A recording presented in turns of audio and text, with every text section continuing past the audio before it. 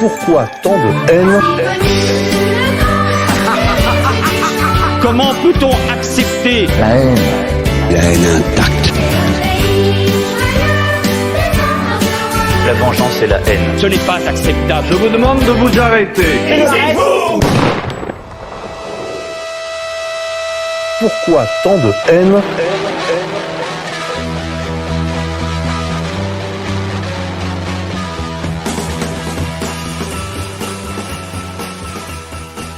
Chers amis auditeurs, bonjour, bonsoir. On se retrouve pour une édition un peu particulière de Pourquoi tant de haine, l'émission des génocides imaginaires, avec un invité tout spécial pour vous, chers amis auditeurs. Pierre Jovanovic, bonjour. Bonjour, merci à vous. Et on va dire en star américaine, en feat, un petit feat avec le Prez, Alain Soral, bonsoir. Bonsoir à tous, moi je suis venu visiter mon camarade Jovanovic, parce qu'on échange beaucoup à distance, mais on se voit rarement physiquement. Exactement. C'est-à-dire qu'en fait, on a été classé par NewsGuard, donc qui est une entité qui appartient au groupe Publicis, et donc qui a publié les 3 comptes ou les 4 comptes, je ne sais plus, de Twitter qui sont les plus grands diffuseurs de soi-disant fausses news, etc. Moi, ça m'a amusé parce qu'effectivement, on retrouve égalité réconciliation, et donc moi je suis numéro 3 ou numéro 2, je sais plus. Je crois moi que je suis en 1 et en 3. Ouais, oui, c'est ça, t'es en numéro 1 et 3. Je suis Alain Soral en 1 et égalisation en 3, et toi t'es en sandwich entre les deux. Ouais, voilà, c'est ça. Donc en fait, voilà. À nous 3, on fait le podium. À nous 2, on fait le podium. C'est très fort. Et ce qu'il y a de génial, hein, c'est qu'aujourd'hui, on est donc le 18 juin, donc, eh bien, le fameux appel que personne n'a jamais entendu le 18 juin. Hein, exactement, mais qui est rentré dans... Je crois qu'on n'en a pas de copie. Non, parce qu'elle a été détruite. Ils ont réenregistré dessus. C'est encore déjà une fake news. Hein. Parce que les gens qui te disent « J'ai entendu le général le 18 juin, en gros, dans la rue, et je suis parti direct pour Londres », parce que j'ai entendu ce genre de conneries toute ma vie, personne ne l'a entendu, et ça n'a pas été diffusé. À l'époque, du tout, les gens n'avaient pas encore le réflexe Radio Londres. Non, je crois que ça existait même pas. Mais le fait, c'est que symboliquement, il l'a fait. Voilà, même si personne n'a entendu. Ah ben il ne l'a peut-être pas dit, en tout cas tout le monde l'a entendu. Moi, je rappelle que le premier signal radio, le tout premier signal radio émis sur Terre, dans l'histoire, c'était de l'océan Atlantique, et c'était sur la fréquence, d'ailleurs 666, on aura l'occasion d'y revenir dans les histoires de fake news, quoi. Voilà, et personne l'a entendu à part un autre bateau. Donc, et ça fait du chemin depuis, c'est ça que je veux dire. Alors oui, on s'est retrouvé aujourd'hui à votre invitation, quelque part, Pierre, vous avez voulu qu'on se retrouve pour qu'on parle de ces fake news, dont vous êtes, encore une fois, là, les titulaires pour cette année, selon ce média qui appartient à quel groupe, vous me disiez-vous ? Publicis. Publicis. Alors, je précise que c'est NewsGuard, qui est une entité qui a été démolie par le grand journal anglais, aussi bien le Télégraphe que le Daily News, parce que en fait, le NewsGuard a mis le Télégraphe et le Daily News en tant que fournisseurs de fake news. C'est extraordinaire. Donc il y a à la fois des grands journaux. Le Télégraphe, c'est l'équivalent du, on va dire, du Monde. Oui, on va dire ça comme ça. Mutatis mutandis. Non, mais c'est bien meilleur que le Monde. Oui, c'est ça. C'est ce que je voulais dire. Oui, Le Monde, qui lui est un grand producteur de fake news, mais qui a l'estampille, qui lui peut mettre l'estampille fake news sur les autres. Exactement. Il reçoit 2 millions, comme vous l'avez signalé très justement dans une de vos dernières. En fait, 4 millions. 4 millions.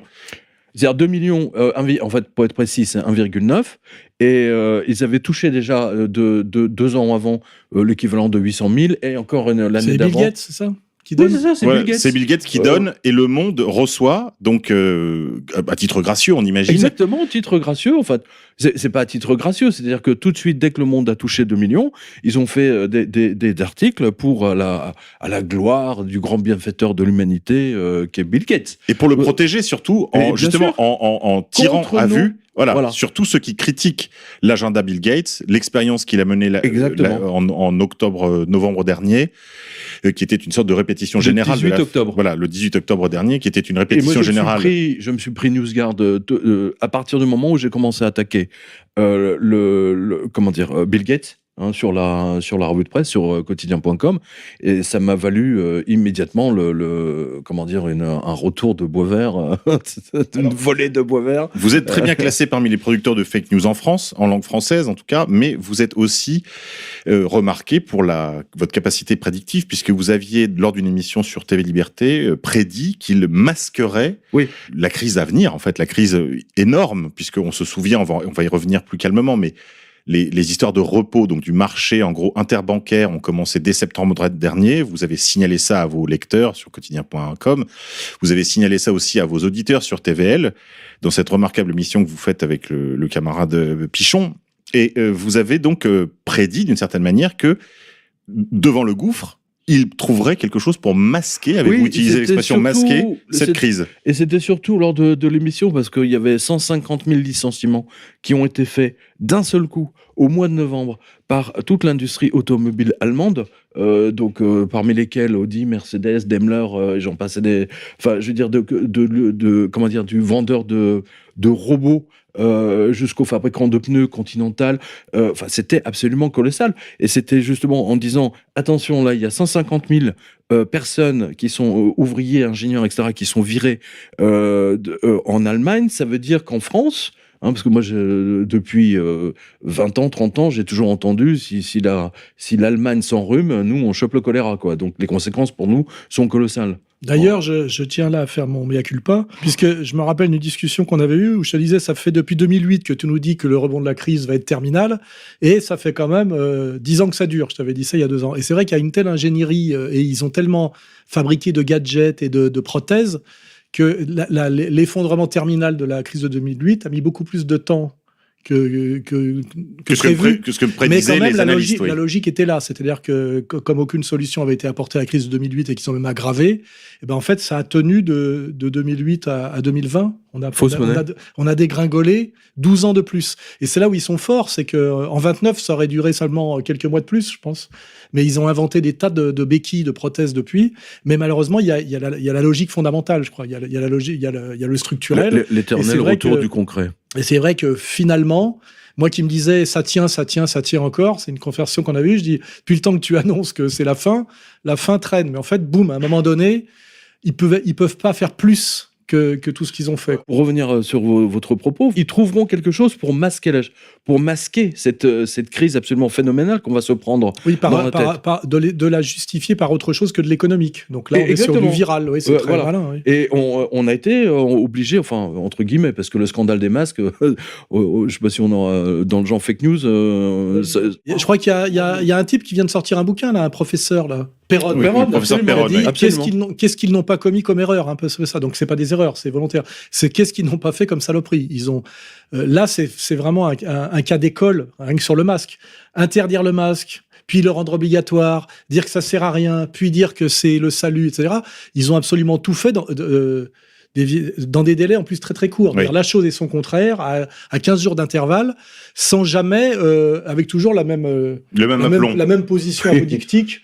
Tu vois, il y a quelque chose de l'ordre de rendre les gens fous, hein, c'est ça, comment on dit, le truc dans la bouteille, là, tu vois. Mais c'est le but. Mais c'était le but, c'est de rendre les Français complètement fous. C'est-à-dire ne plus savoir. Et puis, le message, c'est ne cherchez plus à comprendre, ne cherchez plus la cohérence, ne cherchez plus la logique, ce que j'appelle le logos. C'est vous faites ce qu'on vous dit, comme on vous dit, et quand on parle, c'est vrai. Voilà, il y a vraiment un travail d'ingénierie sociale.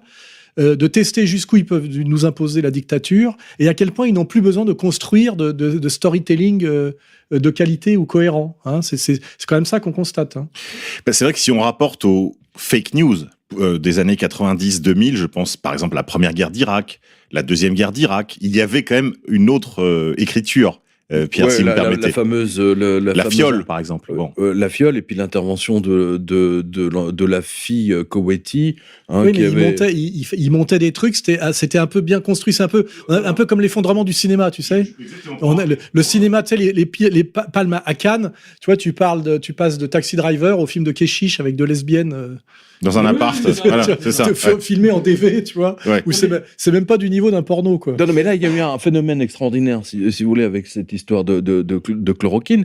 C'est-à-dire qu'on a vu Là, on refait la chronologie. Lancet qui publie cette étude en disant oui, au fait, finalement, la chloroquine, ça sert à rien, c'est pas bien, etc. Et donc, d'un seul coup, le décodex du journal Le Monde, ainsi que celui de l'AFP, etc. Tout de suite, ils ont mis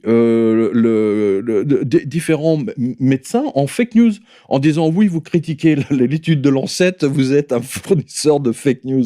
Et qu'est-ce qu'on apprend 10 jours plus tard? Que l'étude de Lancet était elle-même une fausse étude, en fait, une étude bidonnée de A à Z. Regarde, là, j'ai reçu ça, là, maintenant. L'OMS annonce l'arrêt des essais sur l'hydrochloroquine. C'est le feuilleton qui rebondit. Et voilà, rebondit. Mais pourquoi? On va dire, c'est Trump qui a condamné définitivement la chloroquine. C'est quand il a dit, moi, je prends de la chloroquine tous les jours pour être, grosso modo, pour être sûr de ne pas l'attraper. Voilà. Et ça les a rendus complètement fous. Les mecs de Gilead, AstraZeneca, etc., parce qu'ils avaient prévu de se mettre entre 4 et 40 milliards de dollars dans la poche avec cette histoire de vaccin.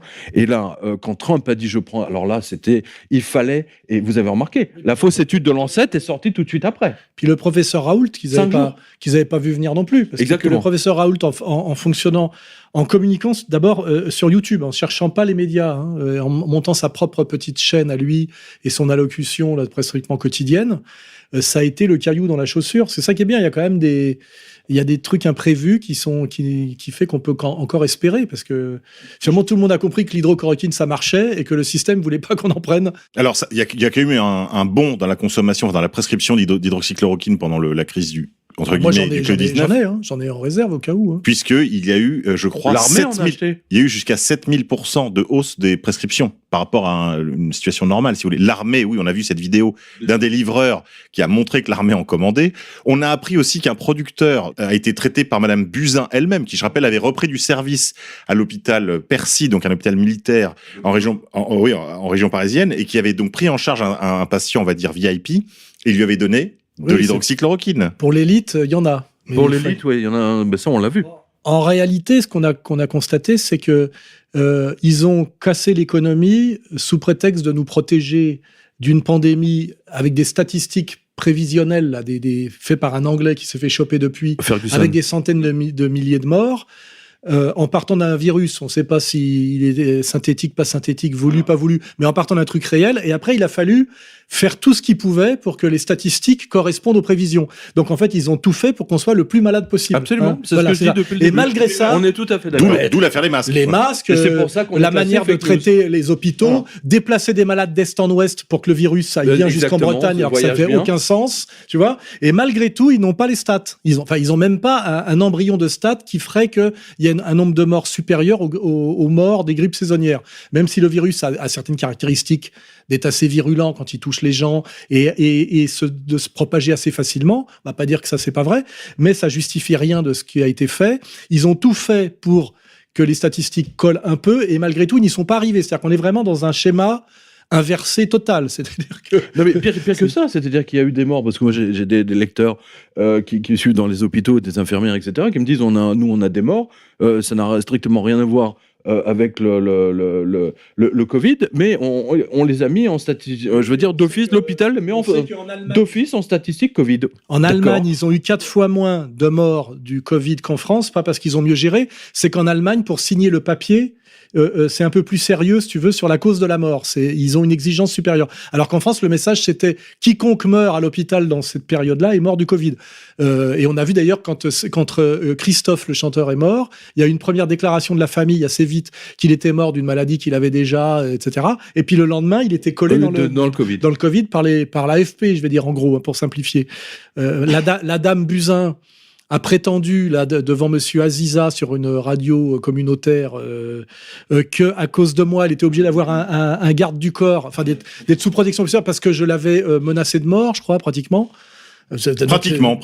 Fake news intégrale. Alors tu l'as jamais menacé de mort. Non, mais rien du tout. Non, mais ces gens-là mentent. Menteur, pharisien. Alors que en ce moment même, le professeur Perron dit en gros que ce qu'a fait Madame Buzyn en bloquant la chloroquine comme elle a fait, elle est responsable de 25 000 morts. C'est ce que dit Perron. Donc moi, je n'ai jamais menacé la dame Buzyn, je l'ai juste dénoncée comme une on va dire, de petite échelle, mais quand même. Et elle prétend en gros qu'aujourd'hui, elle est sous protection policière parce que Monsieur Soral l'a menacée de mort. Donc, non, ce qui est faux, le... ce qui est intégralement faux. Et le professeur Perron est beaucoup plus violent justement avec Salomon, hein, qui est quand même le grand responsable de cette affaire. Et c'est ce que moi j'ai appris ça. C'est la même équipe. Hein, ouais, voilà, mais j'ai appris ça dans sa vidéo. C'était c'était le descendant de Dreyfus, c'est ça?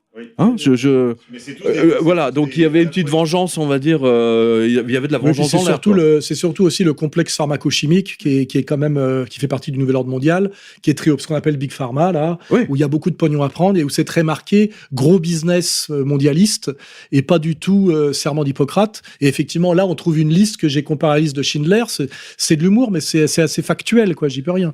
Et puis ça n'incitait pas à plus que ça. C'est-à-dire que ça incitait à se dire n'écoutez pas Madame Buzyn, prenez de l'hydrochloroquine. Il n'y avait pas de menace. Mais voilà, on est quand même toujours dans l'inversion accusatoire. Hein. Et la fake news. Il y avait quand même deux réseaux, on va dire. Il y avait d'un côté le réseau Simone Veil, pour partie, et de l'autre le réseau Bernard Kouchner, qui ont convergé en fait dans ce ministère de la Santé autour des Buzyn, des Salomon, des Lévy. Indépendamment de tout ça, ce que cette affaire a révélé, c'est que, et là les Français s'en sont quand même rendus compte, et puis pas qu'un peu, c'est justement tout ce phénomène de fake news. C'est-à-dire, on nous a accusés de donner des fausses infos, mais si les Français, je veux dire, les Français ne sont pas idiots, c'est pas des bons, mais il y a une sorte d'infantilisation en désignant du doigt. Alors lui, il faut pas l'écouter, hein, il donne des fausses news. Je veux dire, Soral ne ferait pas 1 million de vues je ferais pas 500 000 vues sur YouTube si on donnait que des fausses news. Enfin, ça n'existe pas. Mais ils sont terrorisés. Et c'est ce que je disais tout à l'heure au début. C'est une guerre de l'information. Eux-mêmes, en disant le contraire, un jour sur deux de ce qu'ils disent, sont dans l'auto-fake news fatale, puisque à un moment donné, sur les masques, comme ils ont dit tout et son contraire, il faut bien qu'ils rangent la moitié de leur discours dans la fake news. Moi qui suis ministre, je ne sais pas mettre un masque. Oui, mais voilà. Prendre les Français pour des crétins à ce niveau-là. Je veux dire, puis le masque ne sert à rien. Le discours officiel, c'était le masque ne sert à rien par rapport à une pandémie. D'ailleurs, c'est marqué dessus que ça n'arrête pas les virus. Ça, Alain, c'est vrai. C'est comme tu viens de le dire, c'est vrai. Sur les masques, c'est écrit. On va en profiter pour dire des choses intéressantes. Moi, j'ai été en Chine, d'autres ont été en Chine. Quand quelqu'un porte un masque en Chine, où c'est quand même un endroit de concentration de population énorme, ça veut dire je suis malade et je vous signale que je suis malade et moi donc j'essaye de ne pas vous contaminer. Exactement. Mais un masque c'est celui qui doit le porter, c'est quelqu'un qui sait qu'il est malade pour pas contaminer les autres et c'est plus d'ailleurs qu'une efficacité réelle, un message que t'envoies aux autres, gardez vos distances et je vous respecte. C'est-à-dire je ne vous éternue pas à la gueule. C'est ça que ça veut dire. Alors que t'as des gens dans le métro, nous c'est un peu ça, des mecs font comme ça et tu dis t'as envie de dire espèce de connard, regarde tes microbes, tu vois. Mais nous on a une densité de population de 90 au kilomètre carré, je crois. C'est pas la même chose qu'au Japon. Hein. Et eux, effectivement, c'est beaucoup plus grave. Il y a un lien entre l'éducation et la promiscuité. Si au Japon, ils sont très très bien élevés, c'est qu'ils ont été toujours beaucoup sur un petit périmètre. Tu peux pas te comporter de la même façon que dans la jungle africaine où tu croises un mec, Dr Livingstone, tous les 15 jours. Tu vois ce que je veux dire? C'est dû à la culture du riz. Donc, si on veut dire quelque chose de sérieux, c'est ce que j'ai dit quand je suis allé à la gare, parce que j'ai accompagné quelqu'un à la gare il y a 2 jours à Gare de Lyon et j'avais entendu la veille que le confinement c'était fini. Donc, j'amène quelqu'un à moto, je vais pas amener un masque et je suis poli, je porte le sac, c'était une dame, je lui porte son sac jusqu'au train et là je me fais tomber dessus par une équipe SNCF, tu sais, en Robocop et qui me disent vous n'avez pas de masque. Et là, moi, je pars, je croyais que Macron avait dit hier que c'était fini. Le masque, on nous a interdit de le porter, on nous a dit que ça servait à rien, maintenant, gna gna. Et les gens m'ont reconnu, je pense, ils étaient toute une équipe, hein. Ils m'ont dit, on est d'accord avec vous, monsieur. Et ils m'ont offert un masque tout neuf, et j'ai dit, bon, allez, je joue le jeu, je le porte, quoi. Et je l'ai porté 5 minutes, d'ailleurs, c'est dégueulasse. Ça pue, tu pues très très vite, c'est horrible, quoi. C'est malsain. C'est certainement malsain. Mais ce qui est incroyable dans le genre fake news, il faut quand même le rappeler, c'est le gouvernement qui est le premier fabricant de fake news, ne serait-ce qu'avec l'histoire des masques qu'ils ont détruits. Au début, ils n'avaient pas de masques, en fait. Ils avaient caché le fait qu'ils avaient des millions de masques, mais soi-disant... Ils les ont détruits, ils les ont offerts. Voilà. Parce que les Israéliens, eux, au même moment, en trouvaient. Et nous, on n'en avait plus. Oui. Ils ont tout fait pour que ça se répande. Bah oui, Alain l'évoquait tout à l'heure, par exemple, le fait de transporter des malades, ça c'est un point qui a été assez peu souligné, mais qui mérite quand même qu'on s'y arrête 2 minutes. il suffisait de transporter des respirateurs et pas de transporter des malades. Quand tu as un moment comme ça d'intense contamination, faire un hôpital de campagne dans un gymnase, on sait absolument le faire. Alors que bloquer des TGV, mettre des mecs que t'allonges sur les sièges, complètement débile, où il faut 8 mecs pour un mec, faire traverser le TGV à toute la France pour qu'il aille d'Alsace en Bretagne, alors qu'on nous dit qu'en Bretagne, il n'y a pas le virus. Donc c'est évidemment, tu risques de l'emmener. Pour le transporter. Et surtout, ils l'ont fait pour passer ça dans les infos télévisées. Ils nous ont fait le coup de l'hélicoptère aussi, rappelle-toi. Donc ils ont fait 2 spots pour nous dire on gère quelque chose de catastrophique qui exige ce genre de moyens. Tout était absurde de A à Z dans les coûts, l'efficacité. Et là, tu te dis soit vous êtes des incompétents complets. C'est que de la com, quoi. C'est de la com. L'armée qui met 15 jours. 15 jours à monter une tente. Ouais. Une tente. Je veux dire, moi, pour avoir fait des manœuvres militaires, une tente, on la monte exactement en 2 heures. Je pense qu'avec les tentes d'aujourd'hui, c'est 3 minutes. Hein. Parce que ça a dû évoluer depuis la tente c'est plus un peu état-major, version là, état-major. Sur le truc, elle se fait. Non, mais il y a des tentes gonflables. On a vu d'ailleurs partout dans le monde des hôpitaux de campagne monter en toute urgence qui étaient vides. Les Chinois, combien construisaient un hôpital 10 000 places. Hein. En une semaine, je crois, ils l'ont monté. Bref, ils ont tout fait. Ça, c'est effectivement. Et d'ailleurs, moi, j'invite tous nos auditeurs à aller sur quotidien.com, l'onglet reportage. Vous avez toute la chronologie. Oui. Et ce qui les a tués, en fait, c'est dans le genre fake news. Pendant 70 ans, la chloroquine, elle a fait de mal à personne. Elle guérissait tout le monde, en Afrique, en Asie, partout. Il y a près d'1 milliard de personnes qui en ont pris. Justement, au 13 janvier. Ça fait 6 mois, aujourd'hui, grosso modo. Elle est classée en substance vénéneuse. Un peu comme... ça, c'est Buzyn. Oui, c'est Buzyn, bien sûr. C'est l'INSERM, etc. Donc, c'est bien prêt. Ils ont tout prévu pour qu'il y ait le maximum de morts. C'est un gouvernement d'assassins. On le dit clairement. Perron l'a dit chez Berkoff. Ça devrait finir au tribunal pénal de La Haye, non ? Absolument. Mais pour ça, il faut qu'il y ait des plaintes. Alors, je rappelle à nos auditeurs qui voudraient aller dans cette direction, et surtout si vous avez perdu des membres de votre famille, car, je le répète, il y a eu des morts du Covid-19 en France. Cette maladie est probablement un sac dans lequel on a mis beaucoup de choses, comme l'avait rappelé Alain dans cette belle vidéo qui a fait un beau succès, quand même 900 000 vues et plus. On s'approche du million. Malgré la tentative de la démonter de A à Z d'un certain Vincent Lapierre, qui pourtant on avait cru l'avoir bien formé, et qui a employé la méthode dite du pile-poule pour essayer de la détruire, tu sais, en prenant chaque morceau isolément sans jamais faire le lien qui faisait que c'était une synthèse. Hein. Et je pense que cette tentative de destruction de mon analyse globale a eu un effet boomerang. Ça a plus détruit la pierre, qui s'est révélée pierre pas très solide. Et ça n'a fait que valider, puisqu'effectivement, les gens se sont dit quand même comment oser employer des arguments aussi médiocres par rapport quand même à un travail qui était un travail sérieux, un travail sérieux avec une part de doute, parce qu'effectivement, on sait quand même toujours pas d'où vient ce virus vraiment. Est-ce que c'est un virus fabriqué ou pas ? On a quelques réponses parce qu'en fait, plus le temps passe et plus les nouvelles avancent. Il y a par exemple, sur ce point, une étude qui vient d'être publiée par des Norvégiens et des Britanniques qui établissent maintenant quasiment sans l'ombre d'un doute l'origine dans un laboratoire, probablement, là ils ne peuvent pas être formels, mais de Wuhan. Les protéines qui forment les pics du virus auraient une forme, entre guillemets, parfaite pour convenir à l'homme.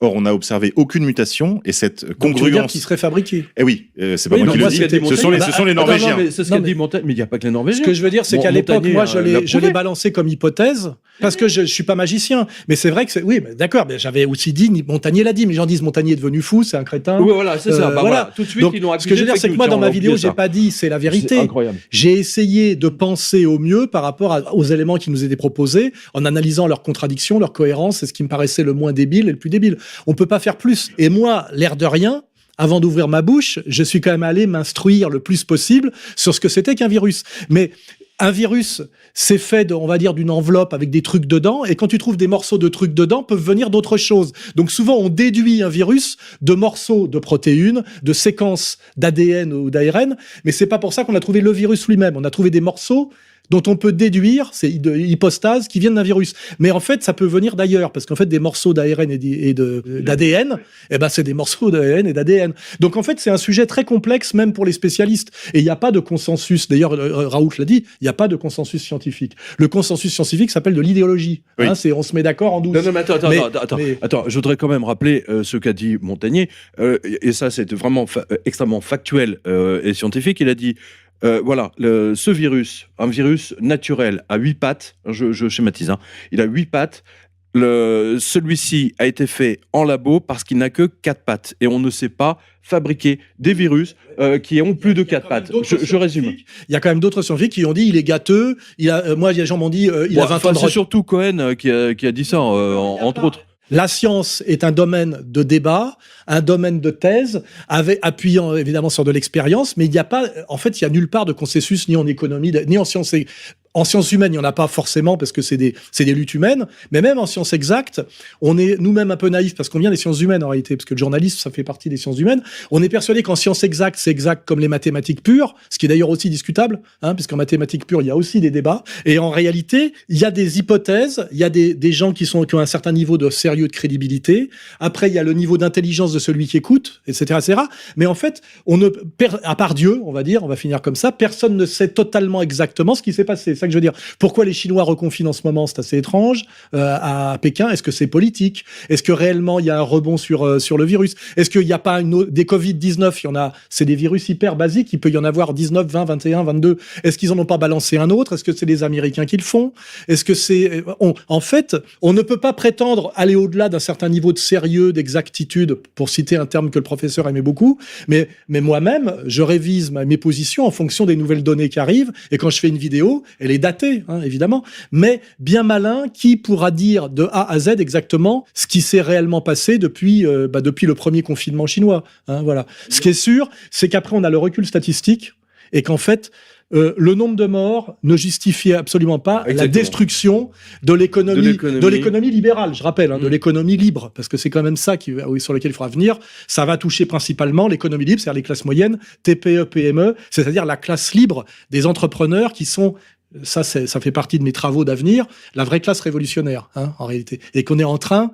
Il y a ce qu'on appelle une guerre préventive contre la classe révolutionnaire. On la détruit avant qu'elle puisse effectivement s'attaquer au nouvel ordre mondial, en la mettant bientôt, à mon avis, au revenu universel, qui sera validé par toute la gauche. En Espagne, les assaillants, ils ont et toute la gauche dira que c'est bien qu'on sort de l'idéologie du travail, que ça rappelle les travaux du Club de Rome. Et puis là, on comprendra pourquoi la décroissance a été autant à la mode depuis des années, parce qu'en fait, la décroissance, ça va s'appeler l'effondrement de l'économie libre. Le Club de Rome, qui était déjà une sacrée fake news, spécialement fabriquée à l'époque. On est en 1973, 74. Déjà à l'époque, ils savaient qu'il fallait prévoir un plan B pour accompagner. C'est-à-dire que là, au lieu de dire l'économie libérale, ça marche pas, il faut que le politique soit au-dessus de l'économique, il faut revenir à des fondamentaux, blablabla, blablabla, c'est à se dire, c'est pas de notre faute, et ça vient d'ailleurs, et quand ça se casse la gueule, on le veut parce qu'en fait, c'est bien de retourner de l'éclairage à la bougie. Ils sont en train d'habiller de plusieurs manières et ils ont plusieurs déguisements, un effondrement dû aux contradictions du capitalisme. En fait, il faut quand même le dire. On a quand même le sentiment que toute cette affaire est en train de leur échapper. Pardonnez-moi. Mais... Ils essayent de faire en sorte qu'elle leur échppe pas totalement. C'est l'impression que j'ai aussi, Pierre. Vous avez utilisé tout à l'heure l'expression guerre de l'information. Est-ce qu'on peut revenir sur cette notion? Écoutez, là, véritablement, ils se sont votés des lois, comme vous l'avez dit tout à l'heure, de fake news, c'est-à-dire que ceux qui donnent des fake news ou qui donnent des fausses infos, etc., en fait, se sont votés des lois et la permission de juger et de désigner du doigt et à la limite d'envoyer en prison. Hein, je rappelle que fake news, c'est 45 000 €, je crois. C'est ça le consensus, en fait. Il y a une vérité officielle. Je rappelle qu'il y avait déjà une loi dans le code pénal, d'ailleurs, qui prévoit la sanction contre la diffusion de fausses nouvelles. Donc il n'y a pas besoin d'une loi Avia, par exemple, qui d'ailleurs a été qui vient d'être retoquée d'ailleurs, oui, comme le signale Alain, par le Conseil constitutionnel. Surtout, oui. C'est de bon augure en ce 18 juin. Ce qui prouverait peut-être qu'effectivement la France, qui est quand même le pays de la liberté d'expression, de Voltaire, des droits de l'homme et tout ce que tu veux, on arrive à une limite de ce que même les élites du Conseil constitutionnel acceptent d'accepter comme saloperie. C'est-à-dire que là, on arrive à l'os, si tu veux. J'ai l'impression que même des types qui ont dit oui à tout depuis, on va dire, Mitterrand, si on veut être sympa, ou depuis la chute de De Gaulle, même là, ils ont du mal à dire oui tellement ça va loin. Tellement ça va loin dans le totalitarisme, hein, et dans le mensonge, et dans l'absurdité, quoi. C'est purement orwellien. Ah oui, c'est purement orwellien. Hein, donc c'est pour ça que je parle de guerre de l'information, parce que le livre d'Orwell, 1984, repose effectivement sur le bidonnage total de l'information, et même de l'inversion. Hein, comment s'appelle le faux résistant, d'ailleurs dans... Goldstein. Taquin, Orwell. La vérité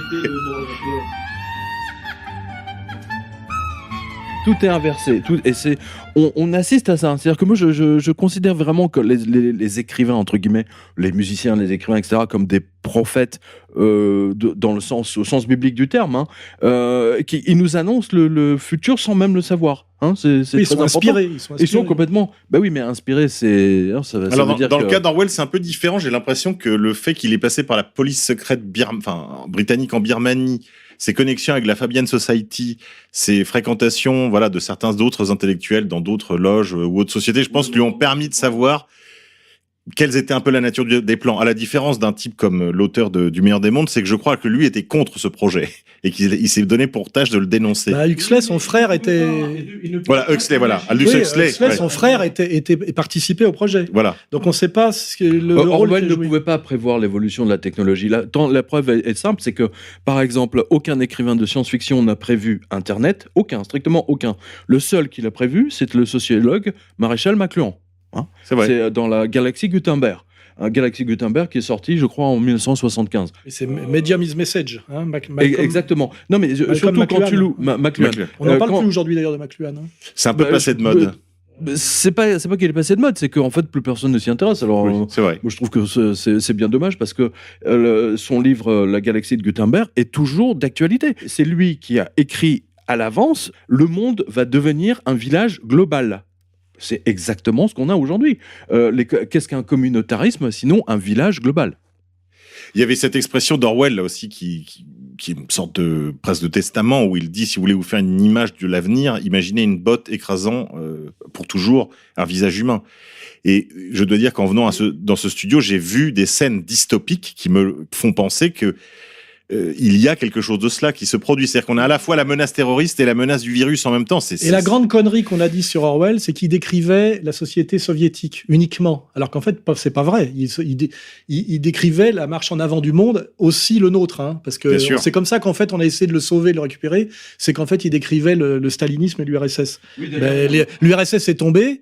Et on est dans un monde qui n'a jamais été aussi orwellien. Et d'ailleurs, notre monde est bien plus orwellien que celui de Staline, parce que c'est beaucoup plus vicieux, une dictature présentée par des hôtesses que par un officier en armes. Tu vois ce que je veux dire ? Oui. Et c'est comme ça la différence entre ce système qui est déjà tombé justement parce que le speaker était en uniforme, alors que nous, ça tient encore parce que c'est une speakerine en mini-jupe. Tu vois ce que je veux dire ? Exactement. Dans le livre 1984, il parle bien d'une caméra qui se trouve dans chaque domicile, qui observe, et donc les gens se mettent dans les coins pour essayer d'y échapper. Ouais. Et là où je veux en venir, c'est cette fameuse photo, alors je ne sais plus si c'est Reuters ou AFP ou peu importe l'agence, où c'est Zuckerberg qui est photographié dans son bureau de Facebook, et on voit bien que sur son ordinateur, là où il y a la caméra, il a collé un scotch jaune.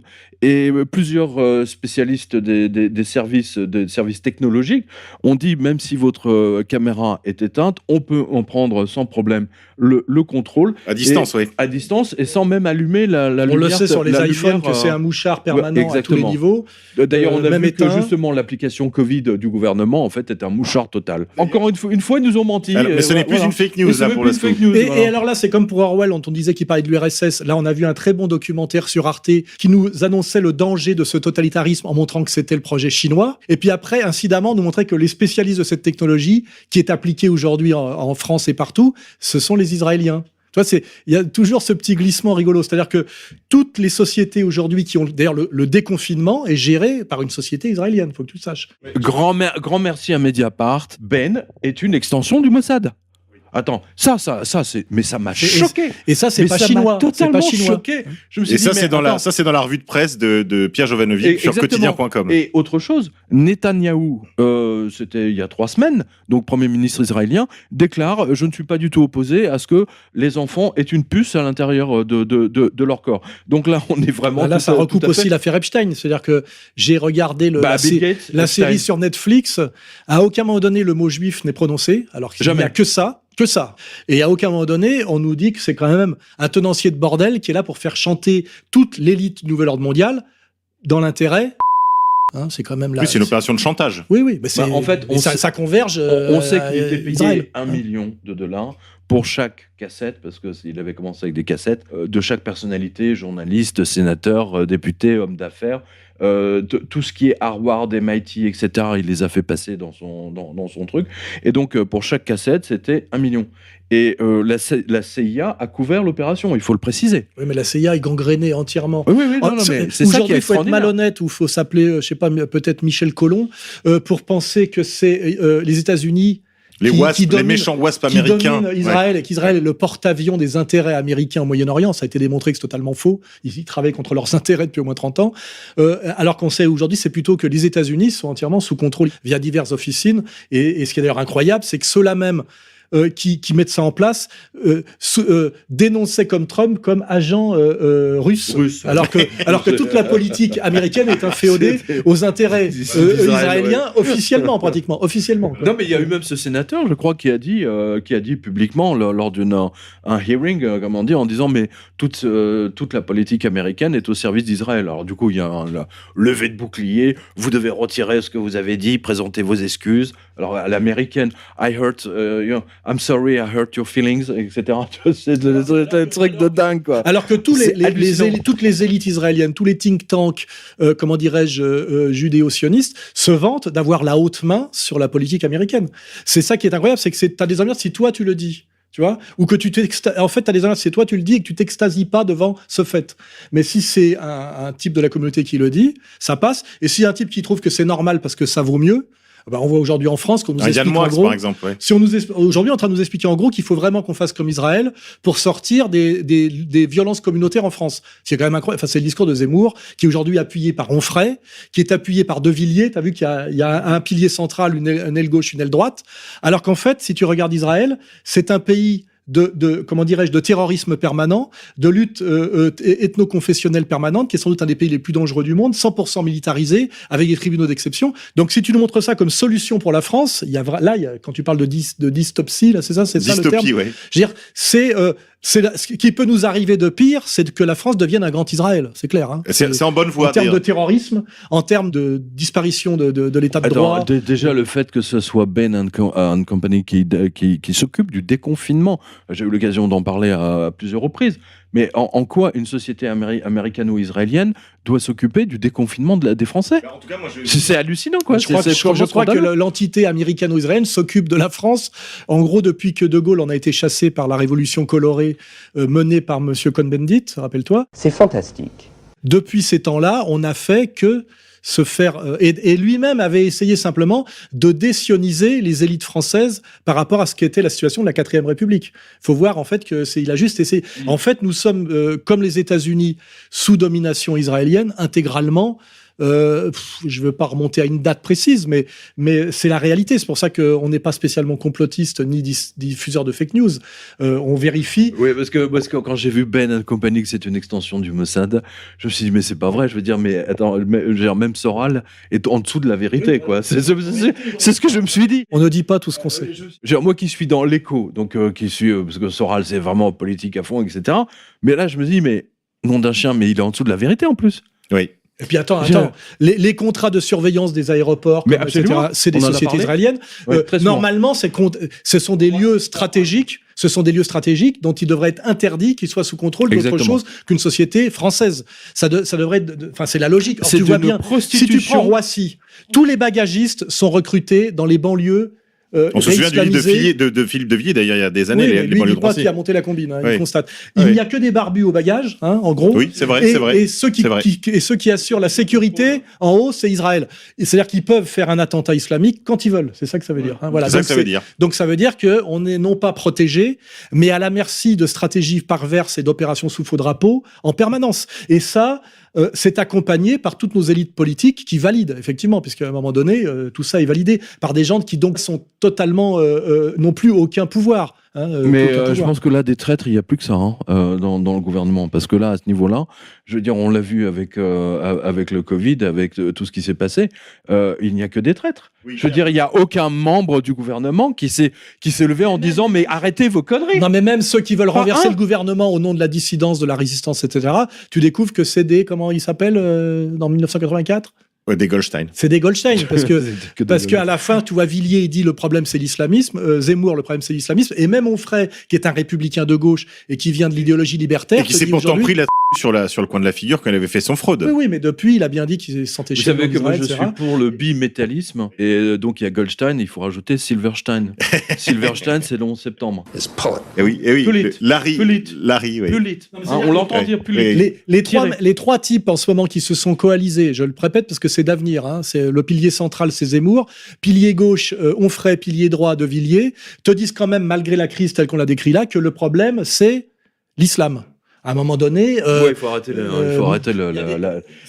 c'est abusé, c'est pas il y a il y a quand même une hiérarchie des effets et Attends, des Air causes. France a annoncé quand même 10 000 licenciements. Il y a en ce moment une centaine de PME qui sont en train de jeter à la rue entre 50 et 300 salariés qui vont être... Par jour.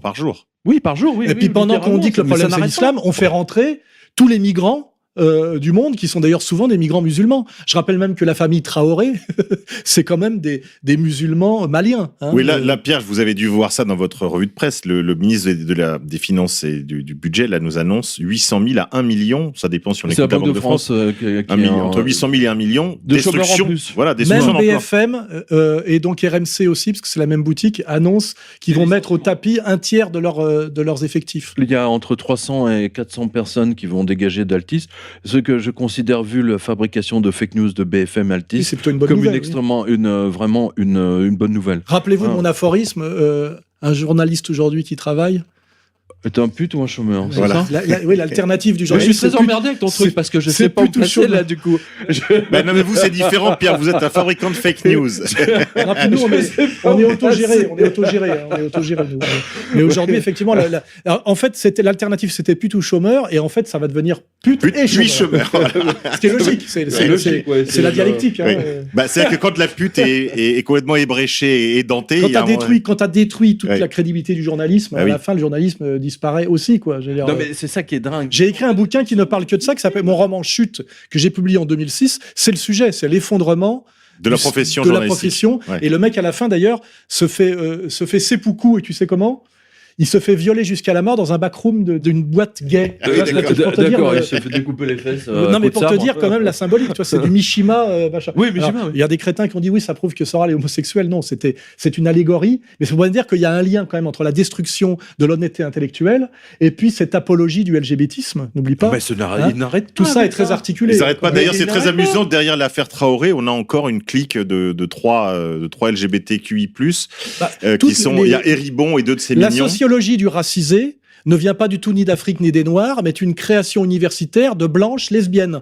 Et d'ailleurs, on a mis une interview d'un rappeur un peu cultivé là sur ER qui dit ça m'intéresse pas ces conneries là sur Floyd parce que c'est un truc il dit de PD blanc et en plus manipulé activé par des lesbiennes. Il a pas employé le mot qui tue. Mais parce que je pense qu'il savait il fallait pas aller jusque là. Mais quand tu vois le mot qui tue apparaît aussi très très vite quand tu regardes d'où vient cette idéologie délirante de ce qu'on appelle le racisme systémique ou je sais pas quoi. Non mais en plus c'est des barges. Hein. Attends, moi j'ai vu des photos. Attends, j'ai vu. Ça des vient du photos, mais LGBTisme, c'est du hein, en délire. gros. Mais t'as l'impression d'être dans une bande dessinée, tu vois, avec le Joker, c'est toute la famille Joker et compagnie quoi. Bah, la dame, C'est, Madame Traoré, donc la sœur Assa Traoré, est aux mains d'un petit soviet de professeurs d'université.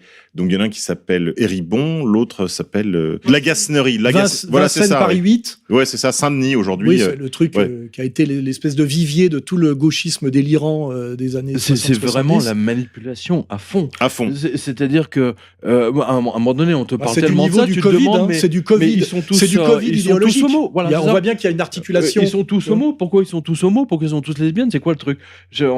Alors que les statistiques, c'est que les homosexuels sont entre 1 et 3% de la population. En gros, on nous dit pratiquement qu'il y a parité aujourd'hui dans l'esprit des gens. Alors d'ailleurs, c'est pareil que pour la contamination. On poussait les gens à être malades le plus possible pour que ça ressemble aux statistiques qui seraient censées induire l'idéologie.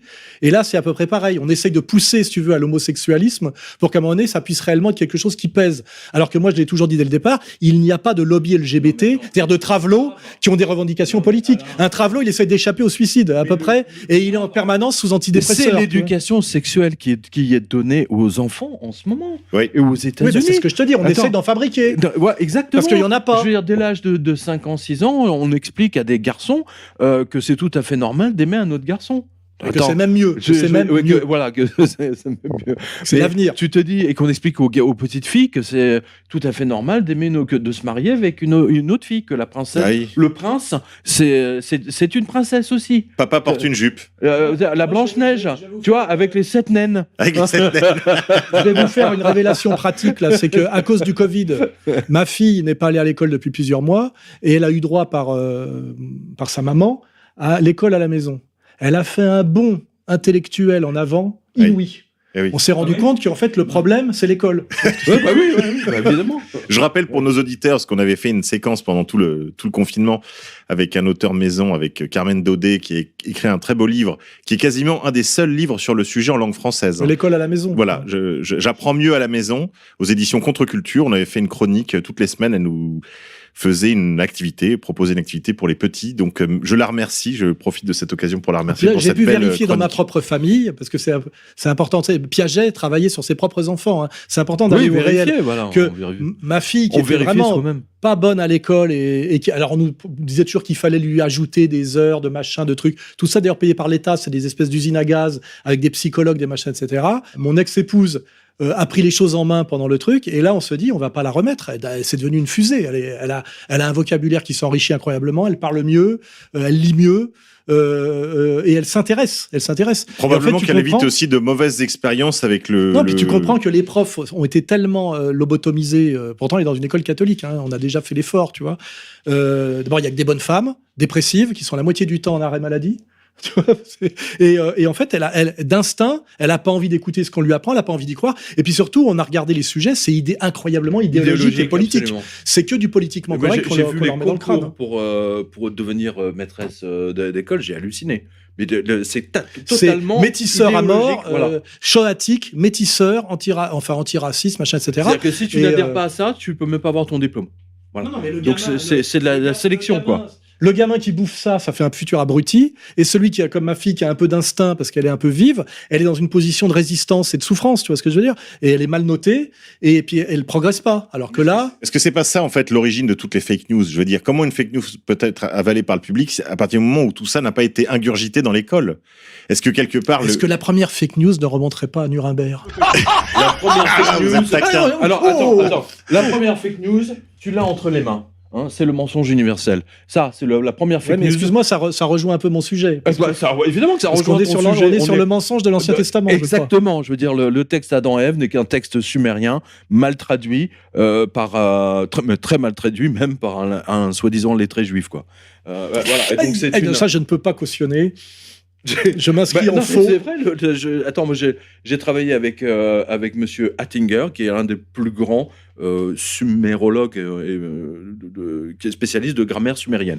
Donc déjà pour en trouver un. Non, tu veux dire que donc tout notre monde, on va dire judéo-chrétien actuel, repose sur est un construit mensonge. en fait sur une énorme Sur- fake news. Exactement, Donc sur un mensonge. J'ai pas pensé, tu vois, que ce livre ferait je veux pas dire la conclusion, mais résumerait notre émission, mais c'est complètement ça. C'est totalement ça. C'est de la fake news, c'est la guerre de l'information. Et où nous sommes aujourd'hui dans une guerre de l'information. Et moi, j'invite tous Déjà, les auditeurs. Platon avec l'allégorie caverne. de la caverne, La nous caverne, disait ouais. déjà qu'il fallait savoir regarder. Il y a le fameux doigt et la lune. En fait, il y a quand même une sagesse, qu'elle soit populaire ou hautement philosophique, qui nous dit bien que il faut se méfier en fait de ce qu'on appelle l'idéologie dominante. Hein. L'idéologie dominante est un système de valeurs de domination qui a sûrement pas grand-chose à voir avec la vérité ni avec la profondeur. Et là, aujourd'hui, on est quand même dans non seulement un système de domination qui est très peu performant, parce que souvent l'idéologie dominante peut se justifier par sa fonctionnalité, ça permet à la société de fonctionner.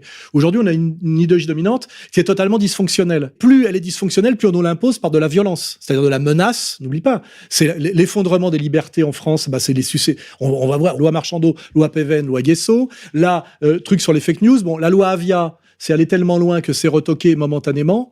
Et puis, tu as vu aussi, il y a des symboles par qui ça nous est proposé, la loi Avia. Déjà, Guesso, c'était un gros con de communiste abruti, tu sais, pour un truc qui, normalement, on voit pas en quoi ça le concernait. Donc, tu vois, ils prennent jamais... c'est pas Vidal-Naquet, tu vois ce que je veux dire, ou c'est pas le type qui est concerné. Ils nous prennent toujours un lampiste qui prennent en gros pour son niveau de soumission, de bêtises, etc. Et la loi Avia, on arrive à un sommet. Il suffit de regarder Madame Avia. Ça sent pas quand même la Boétie Montaigne et Voltaire. Non, ça sent plutôt le cannibalisme, excuse-moi, parce qu'elle a mordu le chauffeur de taxi, je te rappelle. Non, mais après, creuse un peu plus loin et regarde qui l'a porté sur les fonds baptismaux, qui l'a formé et de qui elle est la maîtresse depuis les bancs de l'école. Bah ça, on a nos camarades de Faits et Documents ont fait le boulot. On fait le boulot, ouais. Donc on ne peut que vous renvoyer vers la lecture de Faits et Documents. Tu essayes d'imposer aux Français et à la France une loi liberticide délirante de totalitarisme et tu la fais porter par un espèce de machin. Moi, je l'appelle Shrek. J'ai pas trouvé de meilleur. Tout le monde l'appelle Shrek. Là, je veux dire, il y a quand même du symbole. Il y a quelque chose. C'est une loi qui a été voulue par la LICRA, quoi. C'est un truc taillé sur mesure pour la LICRA. C'est absolument scandaleux. Pourquoi c'est pas le président de la LICRA qui nous l'a proposé? Mais oui, mais justement. Pourquoi il va chercher? Il se cache tout le temps. Pourquoi il va aller chercher ce machin? Il nous avait déjà fait le coup avec la loi El Khomri. Ils avaient pris l'arabe de service. Ils avaient fait le coup avec Taubira, avec la manif pour tous, enfin avec le mariage pour tous. Ils ont pris ça, après Zemmour peut bien nous faire comprendre, à mythe aux bourgeois blancs français qu'on a marre, que le problème vient des Noirs et des Arabes. Le problème, c'est que derrière le Noir et l'Arabe, il y a toujours le maître... Non, mais heureusement que le Conseil constitutionnel a retoqué la loi Avia, parce que franchement... non, je pense pas qu'ils oseront revenir dessus avec, parce que là, c'était vraiment trop, parce que cette loi pouvait s'appliquer du jour au lendemain à tout le monde. Il suffisait que tu dis, attends, je prends surtout un exemple. Quelles étaient vos craintes? Je dis voilà. Elle était un peu faite pour nous. Oui. Les banquiers sont des voleurs. Goldman Sachs est le plus grand des voleurs. Et voilà, je tombe sur la loi Avia. Je me souviens sur la radio. Expliquez-moi. À la radio, ici et maintenant, je me souviens d'avoir demandé à tous les habitants du 17e arrondissement d'aller promener leurs chiens devant le quartier général de Goldman Sachs et de faire leur crotte et de pisser sur l'immeuble de la Goldman Sachs. Voilà, c'est typiquement un appel à la haine. D'accord. Quelque part. Je veux dire, tu peux mettre ce que tu veux après. L'interprétation. Attends, c'est bien connu. Moi, je suis pas juriste, mais je crois que même Zemmour a admis, parce qu'il balance quand même la moitié de choses. Il faut obligé de dire la moitié de choses justes pour dire ce qu'il dit après, qui devient faux et manipulatoire. C'est comme ça qu'il fonctionne. Premier slogan, si tu veux, qui te met en sympathie, puis après il te glisse.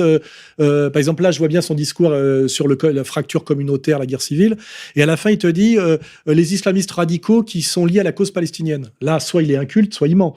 Les islamistes radicaux sont liés à l'Arabie Saoudite, à Israël et à l'État profond américain. Ils sont anti-palestiniens, rabiques.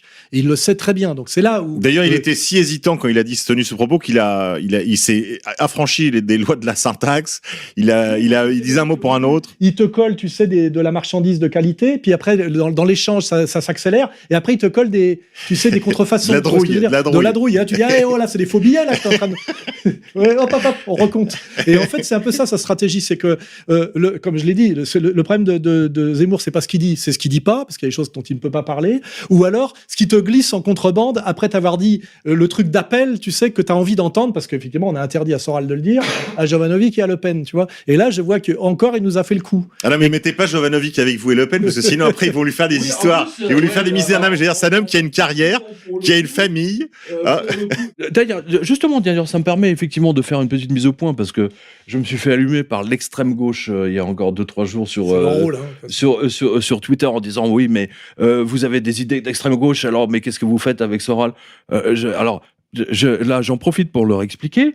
Lorsque j'ai commencé ma revue de presse et j'ai dit que l'usage de la fausse monnaie pour sauver les banques va entraîner des fermetures de boutiques, mais en permanence, et des licenciements, mais des océans de salariés au chômage, etc. J'ai pensé, moi, en tant que journaliste qui ai commencé ma carrière au Matin de Paris, et ensuite dans le groupe Nouvel Observateur, et ensuite au Quotidien de Paris, qui n'est pas spécialement connu pour être un journal d'extrême droite, hein, comme on dit, j'ai pensé très naïvement que l'Humanité, par exemple, reprendrait ma liste des licenciements, qu'ils en parleraient, que un bulletin syndical de la CFDT... Même pourquoi pas la presse trotskiste, oui, voilà, puisque c'est leur spécialité. Hebdo, enfin, je veux dire, tous ceux qui sont concernés par l'emploi des Français, qui reprendraient ma liste des licenciements, qui reprendraient mes analyses. Rien, nada. le seul qui a repris effectivement la liste de licenciements, c'est c'est Soral et son équipe, EER. Hein, voilà. Et ça, c'est quelque chose qui mérite absolument d'être dit. Oui, et excuse-moi, j'ai fait le même constat que toi des années avant. Moi, quand j'ai écrit Jusqu'où va-t-on descendre, j'étais invité à la Salon du Livre de la fête de l'UMA, tu vois. Et à l'époque, j'avais encore des tas de... Je savais pas. Oui, mais moi, excuse-moi, j'ai été au Parti communiste pendant 7 ans. Oui, et je faisais du social, tu vois. Et j'étais... et maintenant, c'est fini. C'est eux qui ont tourné le dos au social et qui ont parlé plus que des femmes, des jeunes. Et des LGBT. Et qui vont chercher des migrants pour leur coller des cartes de la CGT. C'est très intéressant, ça. Ah bah oui, mais moi, j'ai jamais bougé. Moi, j'ai toujours été gauche du travail, droite des valeurs. Parce que je me suis rendu compte que gauche du travail et gauche des valeurs, ça donne ce que Orwell décrit quand il va participer à la guerre d'Espagne. Tu vois, c'est vraiment la fin justifie les moyens. D'ailleurs, c'est le truc des trotskistes. Hein. Notre morale est la leur, là. C'est que tout est permis, tous les coups sont permis quand tu crois que tu combats pour le bien. C'est un peu facile, parce qu'en général, quand tu fais que des saloperies, au bout, il n'y a pas le bien. Tout est permis puisqu'on a un combat, on a une fin qui est soi-disant morale, et donc ça permet tous les sales coups, voilà. Puisque en face, c'est pas des humains. Tu sais, c'est le principe que tu peux tout leur faire. Et c'est ce que je subis d'ailleurs, moi, en permanence. Et ceux qui sont devenus les spécialistes de ça aujourd'hui sont les gauchistes sous pilotage trotskiste, qui sont sans foi ni loi, mentent systématiquement, parce qu'ils estiment que le combat contre le fascisme, ou je sais pas quoi, ou le racisme, le justifie. Et ils ne font, je vois ce que j'ai pris par Street Press, par exemple, ils passent leur temps parce que c'est Soros qui paye, hein. Ils passent leur temps, eux, ils sont sortis totalement de toute morale. Et ça, ils se sont appuyés sur ce dangereux truc qui est quand même assez ancré dans le trotskisme, c'est la fin justifie les moyens, notre morale est la nôtre. Oui, et puis à un moment donné, il y a les droits de l'homme. Notre morale est la leur, de Trotsky, pour les plus jeunes. Il y a les droits de l'homme s'appliquent aux hommes, mais il y a des gens qui ne sont plus humains parce qu'ils sont racistes, fascistes, etc. Et à ce moment-là, tu peux tout leur faire. Et malheureusement, aujourd'hui, les gauchistes, t'as vu, sont essentiellement des flics qui n'ont aucun autre argument que la menace et la violence, hein, et qui, comme par hasard, se retrouvent toujours c'est une police politique stalinienne. Oui, mais surtout, à la fin, elle ne sert que le système mondialiste néolibéral. Rappelle-toi de cet échange courtois qu'il y avait eu entre Besancenot et Attali, tu sais, en disant, d'ailleurs, je livre, comme je suis facteur à Neuilly, je livre régulièrement le journal Rouge à Attali. Genre, Attali est encore abonné à Rouge. Et là, c'était une scénette parfaite, tu vois. C'est-à-dire copain comme cochon, et qui roule pour qui, voilà. Et il est évident aujourd'hui que c'est pour ça que nous, on est détestés par les gauchistes et leur maître à penser, c'est qu'aujourd'hui, ces gens-là sont non seulement des flics, mais des flics du système le plus oppressif qui existe, tant sur le plan du social, c'est-à-dire effectivement du chômage, des guerres coloniales. Rappelle-toi le rôle qu'ont joué des types comme Romain Goupil pour valider la guerre d'Irak. Mon Dieu, la honte. La honte, ce mec. Ce sont en réalité, quand tu regardes à quoi ils servent, des agents patronaux, des agents de la grande banque, des agents de l'impérialisme le plus violent. C'est ça la réalité. Les tambours de guerre. C'est ça qui m'a justement sidéré dans le fait que la presse de gauche ne reprenne pas les licenciements. Je me suis dit, mais on dirait que ces mecs sont en service des banques, en fait. Oui, il y a longtemps que c'est le cas. Il y a longtemps que c'est le cas. Ouais, non, mais moi je suis en politique, c'est pas ma spécialité, tout le monde le sait. Moi je suis vraiment dans l'économie et je dois avouer que c'est sidérant de voir à quel point ils préfèrent fermer les yeux sur toutes les exactions économiques pour des raisons idéologiques. C'est le même truc de dire qu'on va face au candidat Front National, on va voter au deuxième tour pour, par exemple, Macron, soi-disant en se lavant les mains, toi, ce genre d'argument. Oui, c'est-à-dire qu'à chaque fois, il justifie de rallier le système. On a la même chose avec cet Américain démocrate qui a aussi un nom de la communauté, qui se présente toujours comme alternative du côté des démocrates. Il se présente comme néo-marxiste, là, comment il s'appelle ? Sanders ? Oui, Sanders. Et là, il dit tout plutôt que Trump. Et donc, il appelle à voter pour le pédophile... Joe Biden. Oui, bien sûr. Biden. Et en fait, il ne sert qu'à ça. Biden, attends, c'est énorme. Attends. Et il ne sert qu'à ça. Mais comment aussi présenter un mec qui parfois... Le mec, attends, il a des absences, le mec. C'est pire qu'Hillary Clinton. Il incarne la gauche, t'imagines ? C'est ça qui est c'est ça qui est extraordinaire. C'est-à-dire, le mec, il est en train de vous parler, de parler aux journalistes, etc. Puis d'un seul coup, pof, il y a une absence. Un blanc. Surtout, on a un nombre de documents incroyable. Que Trump sortira pendant la campagne, c'est planquer les gosses.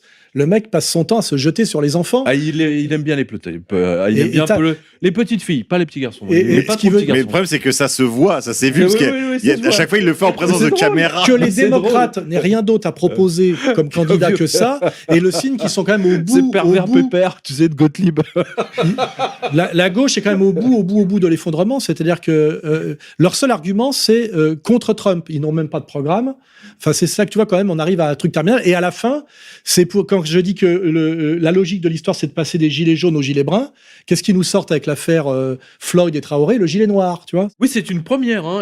C'est la première fois que j'entends des gilets jaunes. Comment ils ont appelé ça sur Ultra ou Ah un oui. truc comme ça, j'ai entendu ça. Ouais, enfin. C'est-à-dire, c'est gilets jaunes au carré. Avant la Voilà. fin des Gilets jaunes, la saison dernière, on va dire, il y avait quand même déjà, enfin j'ai entendu parler déjà pour les premières fois de ces Gilets noirs, et j'étais un peu étonné de cette mutation enfin du mouvement.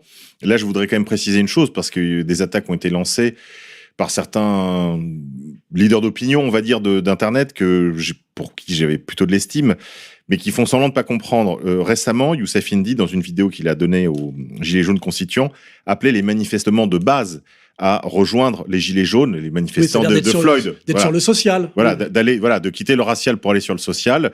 Et certains leaders d'opinion ont fait semblant de pas comprendre et ont fait semblant de comprendre qu'il s'agissait donc de faire rejoindre les comités Adama la Ligue des Gilets jaunes, ce qui est ridicule. C'est Mais grotesque. on peut quel pas rapport. avancer si chacun fait semblant de pas comprendre. Oui, mais parce qu'ils ont le national-sionisme est derrière.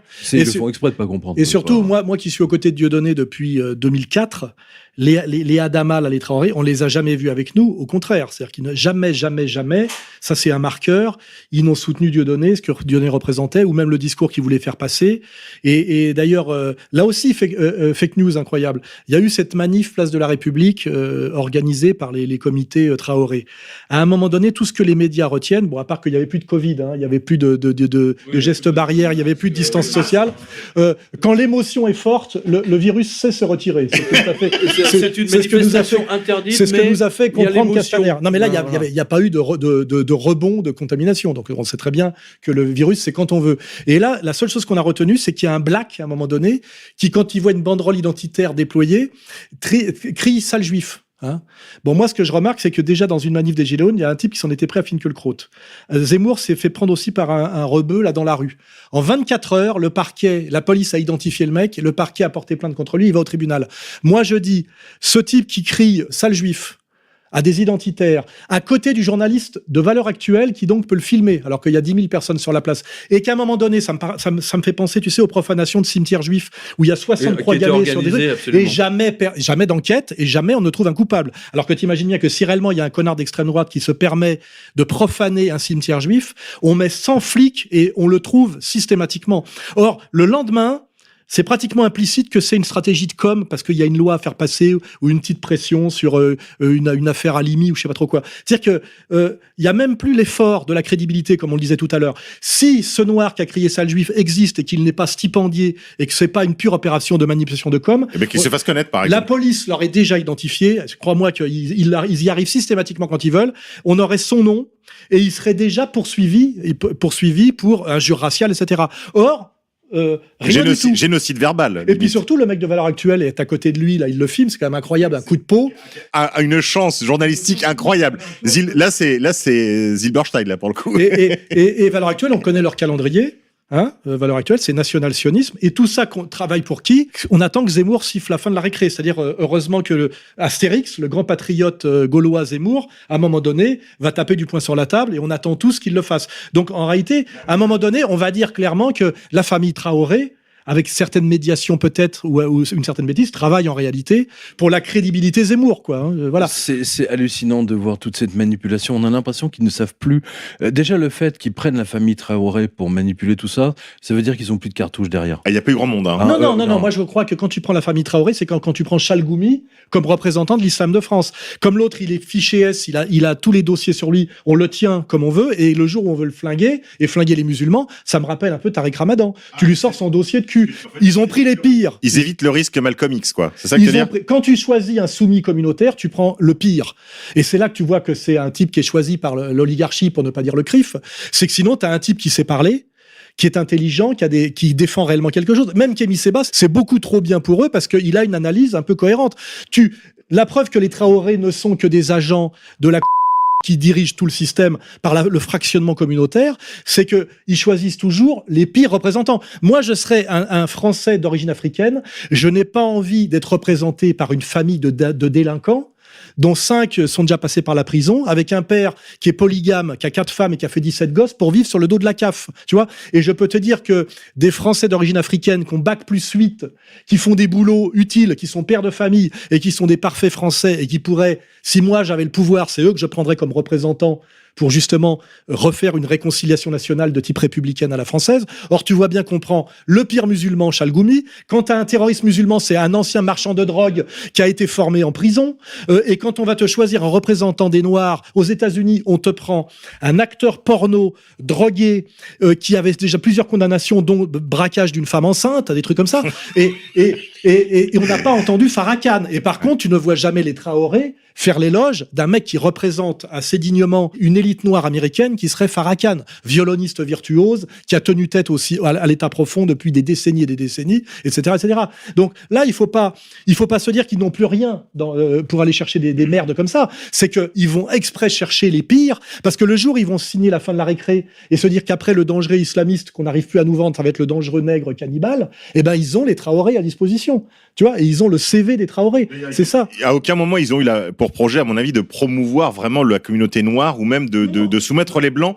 Le seul objectif, c'est tendre une perche à Zemmour. Non, puis surtout, c'est le piège au bout. C'est qu'à la fin, les Traoré, le système de domination oligarchique va balancer effectivement leur CV à toute la France et ça va créer une haine anti-noire et une violence anti-noire dont la communauté de lumière a besoin parce que c'est comme ça qu'elle règne, par le diviser pour régner, etc. Donc, il faut bien comprendre que aucun noir de France n'a mandaté les Traoré pour les représenter. Ça, c'est déjà une escroquerie. De même que Chalgoumi, aucun musulman ne se sent représenté par lui et ne l'a mandaté et que c'est un type qui n'est même pas imam et il était même pas, il y avait même pas de mosquée à Drancy, et ça les vrais musulmans l'ont dit depuis 10 ans, mais ils se sont essoufflés pour rien, et autant Chalgoumi est finalement l'imam du CRIF, on le dit, et les Traoré sont aussi les noirs du CRIF en réalité, simplement il y a 2-3 médiations avant qu'on s'en rende compte. Alors juste un point sur parce qu'il y a eu une fake news aussi sur l'histoire c'est de la politique. La question avait été posée par BHL. Pourquoi y a-t-il des banderoles pro-palestiniennes dans les manifestations pro-Traoré? Eh ben c'est tout simplement pour une raison toute simple, c'est que les manifs Traoré sont un décalque des affaires de George Floyd aux États-Unis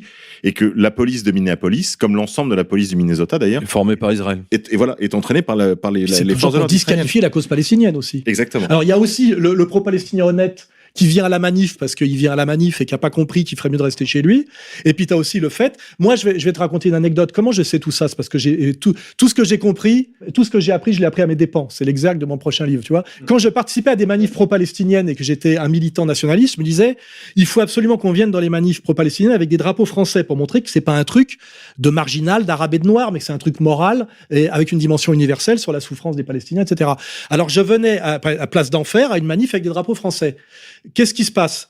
Je me fais charger par les gauchistes parce que Besancenot, avec un mégaphone, dit l'extrême droite attaque la manif. Et une fois qu'on est bloqué par les CRS, enfin, en plus complicité des gauchistes, des CRS, etc., qu'est-ce que fait le camion de Besancenot? Il distribue des drapeaux marocains et algériens aux manifestants. Non. Pour que le soir, au journal, on voit qu'une manif pro-palestinienne en France, c'est un truc de bougnoul, de marocains et d'algériens et pas de français. C'est hallucinant. Mais ça, je l'ai vécu, mon bonhomme. C'est pour ça que moi... hallucinant. Mais c'est hallucinant. Alors là, c'est la réalité. Hein, bah voilà. Oui. Voilà. Et c'est comme ça que ça marche, tu vois. C'est très intéressant ce que vous venez de dire, Alain. Tout ce que j'ai appris, je l'ai appris à mes dépens. On dirait presque du La Fontaine. C'est un très bon titre de livre. Ça. Ouais, non, mais c'est l'exact de mon prochain livre parce que c'est la réalité. Ouais. Moi, je sais qu'il y a des portes parce qu'elles étaient fermées ou que je me les suis pris dans la gueule. Tu vois ce que je veux dire? Donc, c'est tout. Une porte ouverte, tu t'en rappelles pas. Hein. Et il y a des gens pour qui toutes les portes étaient ouvertes. Tu vois ce que je veux dire? Moi, elles étaient toutes fermées. Hein. Alors, je voudrais, avant qu'on se sépare, parce que l'heure avance, avant qu'on se sépare, je voudrais juste dire un mot de là où vous veniez à l'origine, Pierre, parce que les gens ne savent pas, ou les plus jeunes ne le savent pas. Vous venez, vous, à l'origine du journalisme de la technologie. Absolument, moi je suis journaliste informatique à la base, à une époque où il y avait, on était aux ZX 80, les Commodore, les PET, etc. C'est une nouvelle technologie, un peu comme les crypto-monnaies aujourd'hui, où les gens ne savent pas trop ce que c'est. Et donc c'est comme ça que j'ai évolué au cours de ma carrière, en passant du matin de Paris, Nouvel Obs, etc., pendant 17 ans au quotidien de Paris, et ensuite directeur des opérations Internet Presse de tout le groupe Le Monde Informatique, PC Info, eCreate, enfin la presse informatique, quoi, voilà, Distributique. Je n'aurais jamais pu faire cette revue de presse si je n'avais pas été journaliste informatique. Parce qu'aujourd'hui, en fait, la banque est devenue tellement informatisée, et aujourd'hui, en fait, des gens comme Goldman Sachs, Crédit Suisse, etc., se battent à coups de millionièmes de seconde. Hein, oui, bah c'est BlackRock, quoi. Hein. C'est le sommet de la montagne. C'est ça. BlackRock, c'est Aladdin. Hein, c'est un système d'intelligence artificielle qu'ils ont développé in-house, mais surtout les délits d'initiés qui est maintenant d'office, c'est-à-dire que c'est celui qui arrive à acheter l'action le premier, et ils se battent à coups de millionièmes de secondes. Oui. C'est-à-dire que les mecs s'installent à côté des serveurs en fibre optique, avec la meilleure fibre optique, le meilleur cristal, enfin tout ce qu'on veut. Et comprendre, d'ailleurs c'était le résumé de mon livre 777, c'est-à-dire que j'aurais jamais pu comprendre tout ça si il n'y avait pas cette la puissance d'une banque, hein, je le répète souvent, la puissance d'une banque, c'est sa puissance de calcul informatique avant tout. Voilà. Et aujourd'hui, c'est les banques qui ont la plus grande puissance de calcul, et surtout maintenant, il faut leur ajouter la vitesse de transmission, et c'est celle-là qui rafle tout. BlackRock, il me semble que c'est ceux qui ont le plus gros système. Hein. BlackRock, Goldman Sachs, maintenant est un cran au-dessus. Maintenant, tout passe par ce qu'on appelle les HFT, les High Frequency Trade. Et donc, parce que j'étais journaliste informatique, j'étais amené en fait à fréquenter les banques. Oui, t'aurais juste étudié les économistes, Hayek, machin, truc bidule. Voilà, j'aurais rien pigé au truc. Exactement, je serais passé totalement à côté. En étant dans l'informatique, en étant invité par toutes les banques pour inaugurer le dernier IBM, le dernier Digital, les derniers grosses bébêtes qu'ils avaient, dont ils étaient très fiers. Et c'est comme ça que je me suis passionné, moi, pour le monde bancaire. Et je serais passé complètement à côté. D'ailleurs, Alain et moi, on a commencé, je crois que c'est l'anniversaire aujourd'hui, 13 ans. Et nous, je me souviens, on avait dîné comme ça ensemble il y a 10 ans ou peut-être comme ça. Moi, je connaissais pas du tout Alain avant, quoi. C'était pas mon monde, on va dire ça comme ça. Mais on voit que 12 ans, enfin là, 12 ans de crise plus tard, hein, parce que ça date de 2008, littéralement, là, on se croise. D'ailleurs, on s'est croisés avec Comprendre l'Empire. Hein, parce que Comprendre l'Empire et 777 sont sortis en même temps, une semaine d'écart, et on disait la même chose. 2011, ouais. On disait la même chose sans concerter ni parler.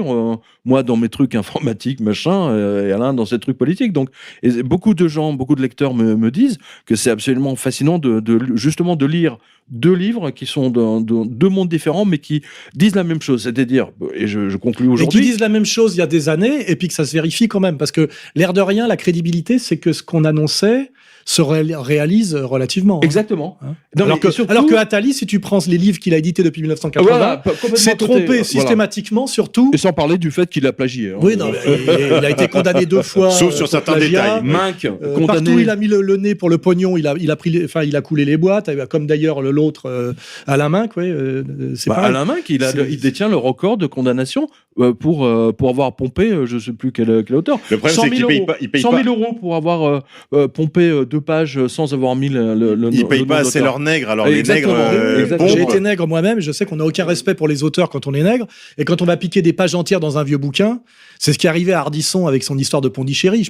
Je sais le bouquin qui lui a filé, tu vois. Il lui a dit, celui-là, je l'ai acheté au puce, personne l'a jamais lu, tu peux t'en inspirer. Le problème, c'est que l'autre, il est tellement paresseux, et puis il a pris des mecs qui n'avaient aucun respect pour lui, sur sa dimension d'écrivain, parce que ça agace, et il y avait 25 pages de suite copiées quand tu copies. Mais c'est comme ça d'ailleurs que Attali a été obligé de justifier pourquoi il avait piqué des pages entières d'Ernst Junger dans son bouquin, mais il n'était pas au courant. Parce que j'avais dit déjà, dans une émission de Julien Darnelly, à l'époque où Julien Darnelly faisait une émission littéraire avant de mourir brusquement, j'avais dit, aujourd'hui, une émission littéraire, c'est un type qui parle d'un livre qu'il n'a pas lu avec quelqu'un qui ne l'a pas écrit. C'est le fameux couteau sans manche dont il manque la lame. Tu vois, c'est tout à fait... c'est Ardisson qui avait je sais plus, oui, je crois, non, c'est Baffy qui avait demandé à Sulitzer. Tu te souviens de Sulitzer qui a disparu, mais qui était un bel escroc aussi. Sulitzer, Baffy demande à Sulitzer, et dans le lit de ta femme, tu mets un nègre aussi. Et dit Malou. Parce qu'il n'avait jamais écrit aucun de ses livres. Oui. C'est ça qui est extraordinaire. Ouais, mais est-ce que finalement, de Sulitzer à Onfray, est-ce qu'il y a une grande différence? Tu crois, toi, vraiment qu'un mec comme Onfray, qui est tout le temps à la télé, tout le temps à Montparnasse, peut écrire des bouquins qui sont des sommes livres. qui sont des sommes où il prétend, avant de l'avoir écrit, alors que c'est sur une année qu'il a d'abord lu toute l'œuvre de Freud. Il faut 20 ans pour lire toute l'œuvre de Freud ou toute l'œuvre de Marx, sérieusement. Alors, il a lu toute l'œuvre de Freud, puis après, il s'est mis à écrire. Zemmour, c'est pareil. Je veux dire, ses bouquins. Oui, mais les surtout deux sur derniers, Zemmour, on connaît quelques-uns des auteurs. Alors, non, mais nous, on connaît. Attends, excuse-moi. on connaît quelques auteurs. Il y a des équipes. Il y a des équipes. Mais Alain Pierrefitte aussi avait des équipes. Oui, tu veux pas mais non il y a plus, quand même deux styles d'écrivain. Mais tu mets le nom des documentalistes. Excuse-moi, j'ai écrit mes bouquins moi-même. Ça prend du temps. Moi aussi.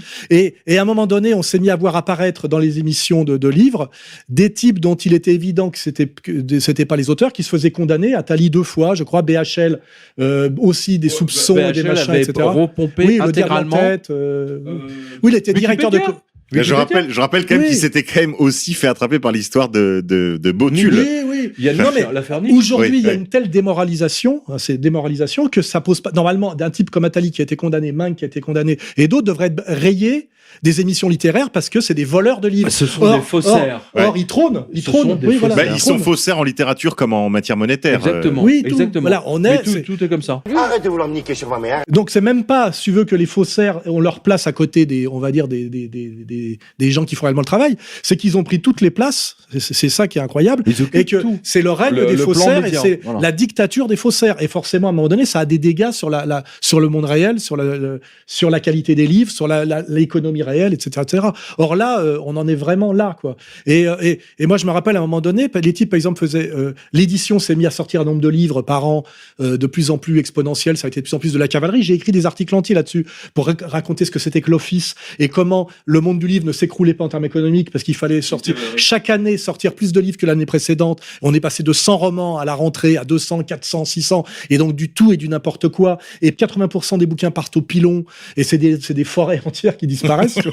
On pourrait ramener l'argument écologique. Et aujourd'hui, on est là-dedans totalement. Et je me disais, aujourd'hui, on ne pose même pas la question d'un type. Je vais prendre un exemple pas forcément sympa pour lui, mais Kersozon faisait un tour du monde en bateau.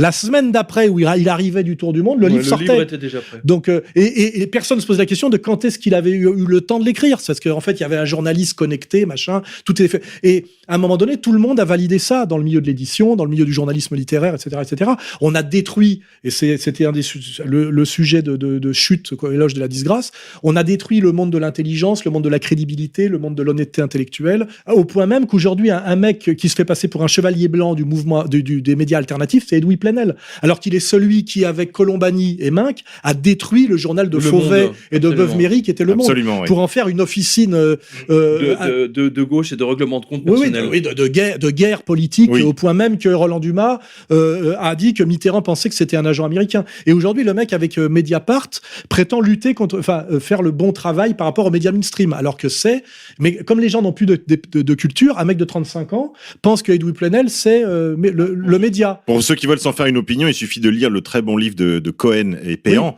la face cachée du monde, qui lui-même reprenait certains éléments d'ailleurs d'un petit ouvrage qui avait pas fait beaucoup de bruit à l'époque, mais qui, à mon avis, avait ses qualités, qui était un livre de l'ancien secrétaire de Maurras, ça va m'en venir. Oui, mais comme c'était un livre d'extrême droite, c'était pas... c'était pas bien. C'était pas bien. Donc... c'est comme quand on ferait déboulonne Freud, c'est-à-dire ce qu'on appelle la métapsychologie freudienne, il reprend que des arguments en fait qu'on a attribué à l'extrême droite dès les années 30.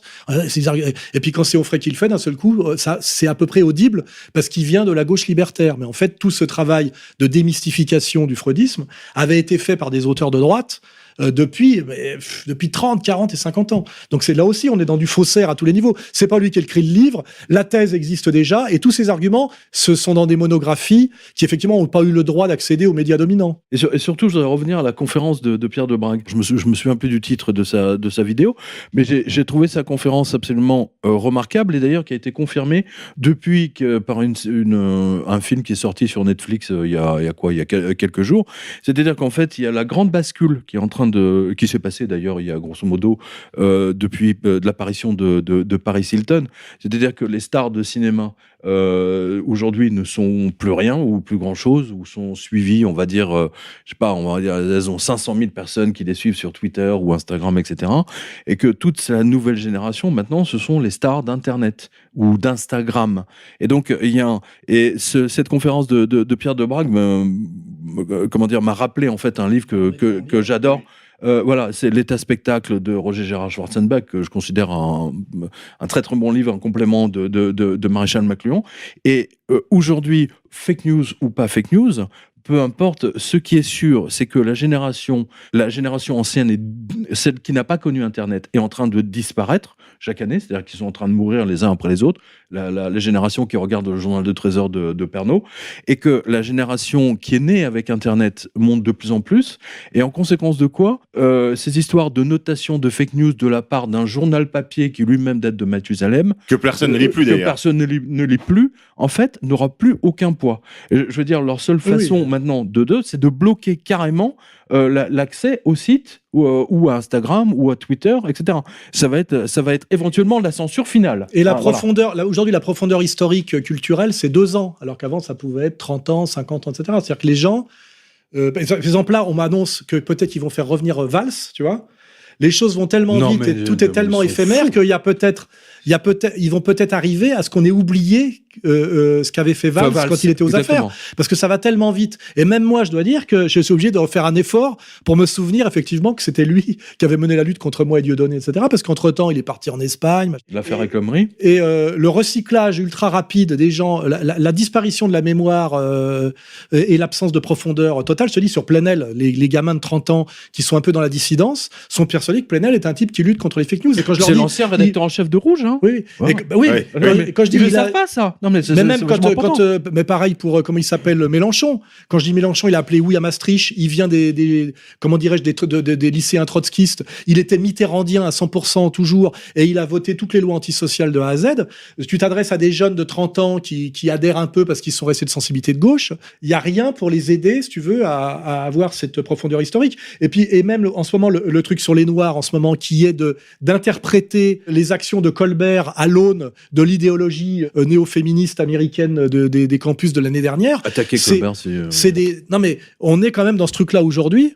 On est dans la folie, enfin l'idéologie dominante est complètement folle. Et ça, c'est bien le truc sur il y a plus de temps, il y a plus d'avant et d'après, il y a plus de mémoire durable, tu vois.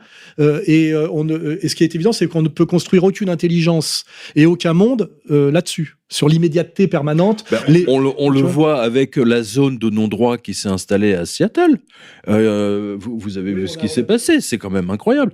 Puis quand un ministre de l'Intérieur te dit l'émotionnel justifie qu'on contrevienne à la loi, l'émotionnel est le contraire du rationnel et le contraire de la responsabilité. Tiens, j'ai braqué un magasin, mais c'était sur le coup de l'émotion. J'ai vu un costard qui me plaisait. J'ai eu un coup de cœur, donc je l'ai braqué. Voilà. Mais aujourd'hui, les fake news, ça dure 15 jours. Si tu prends mon propre site internet, c'est un déroulant. C'est-à-dire que les choses disparaissent dans la profondeur d'eux. Et même si c'est accessible, personne ne va aller chercher. Il y a même une jurisprudence là-dessus, parce que moi, on avait voulu me condamner comme ça, et j'avais dit non. Je veux dire, dès lors qu'il y a une nouvelle une qui arrive par-dessus, le truc a disparu, etc. Ils disaient oui, mais c'est toujours consultable. Et j'avais gagné sur ce point-là. Toi, c'est à un moment donné, même l'Internet vient changer la jurisprudence par rapport au support papier, tu vois, parce que ce qui est écrit est écrit. Mais le problème sur les sites internet, c'est ce qui est écrit disparaît, tu vois. Et cette facilité d'accès des médias comme ça fait qu'il y a une paresse. C'est-à-dire que d'aller chercher réellement sérieusement, puis en plus souvent tu vas chercher sur Wikipédia, hein, et sur Wikipédia, c'est la génération copier-coller, quoi. Toi, t'as été viré de Wikipédia. Moi, il y a une guerre anti-sorale sur Wikipédia où je me fais salir de A à Z.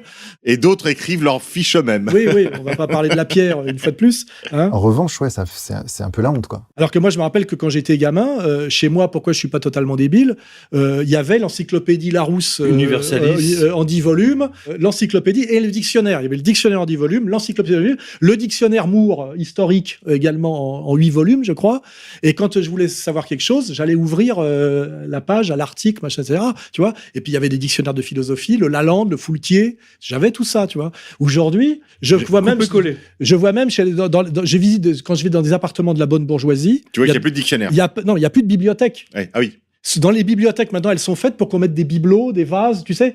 elles sont beaucoup plus larges qu'avant et les cases sont beaucoup plus grosses. Alors, en fait, tu regardes dans les pubs, et toi, quand on voit un décor bourgeois aujourd'hui, les bibliothèques ne sont pas faites pour mettre des livres. Tu vois, c'est une bibliothèque, c'est pas très profond parce qu'un livre n'est pas très large et c'est gavé de bouquins. Tu vois, chez les vieux mecs, tu vois, Jean Raspail ou des trucs comme ça. Mais aujourd'hui, quand tu regardes un bourgeois qui plastronne sur un magazine, il a une bibliothèque. Dans lui, c'est pas une bibliothèque, c'est des étagères où il y a des trucs. Et en général, les bouquins, c'est des bouquins de déco avec des photos. C'est ça, ouais. La Californie, le Japon, la maison. ta chaîne, oui, tous les bouquins ta chaîne. Tu vois. Voilà. Et moi, je me rappelle un jour, je dis, je regarde une bibliothèque chez quelqu'un et c'était des bourgeois. Il me dit, tu regardes ma collection de livres.